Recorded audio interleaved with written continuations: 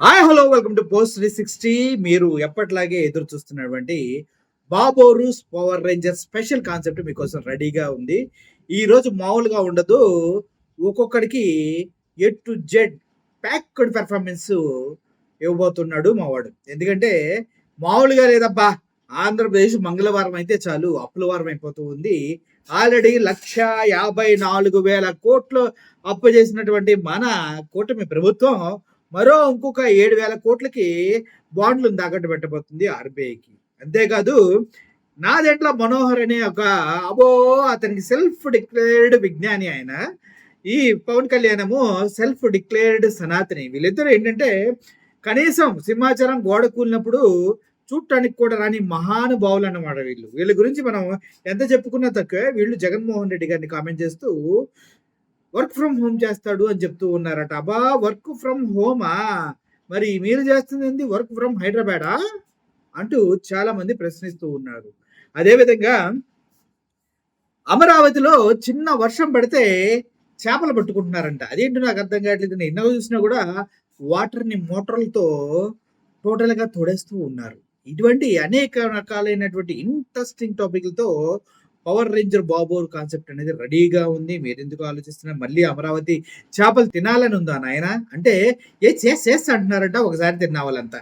ఎందుకంటే అమరావతిలో చేపలు యమ రుచి అంట. ఎందుకంటే సచివాలయం ఫౌండేషన్ నుంచి వస్తున్నాయి కాబట్టి ఆ టేస్ట్ అలా వచ్చేస్తుందంట. బాబా చెప్పుకుంటే చాలా ఆశ్చర్యం వేస్తుంది. కానీ అమరావతిలో ఎక్కడ చూసినా చెరువులే అంట. రాజధాని ఎప్పుడు కడతారట అని ప్రతి ఒక్కరు అడుగుతూ ఉన్నారు. చూద్దాం ఏమవుతుందో. అయితే మొత్తానికి మా బుట్టోడు ఏం మాట్లాడుతున్నాడో క్లియర్ గా ఒకసారి వినండి. ఆ తర్వాత మనం ఇంకో టాపిక్ మాట్లాడుకుందాం. ఇంట్రెస్టింగ్ టాపిక్ అది కూడా. ఓకే, వినండి.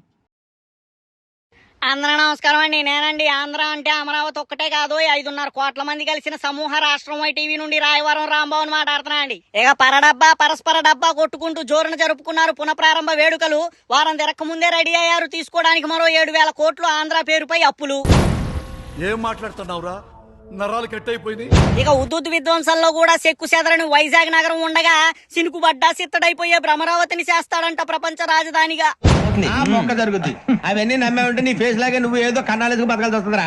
ఇక తమరికి అధికారం ఇచ్చింది కేవలం అమరావతి కట్టడాలకే కాదు, దిగుబడులు లేక అల్లాడుతున్న మన రైతన్నుల గోడుగూడు పాలి మనసు పెట్టిన రాదు.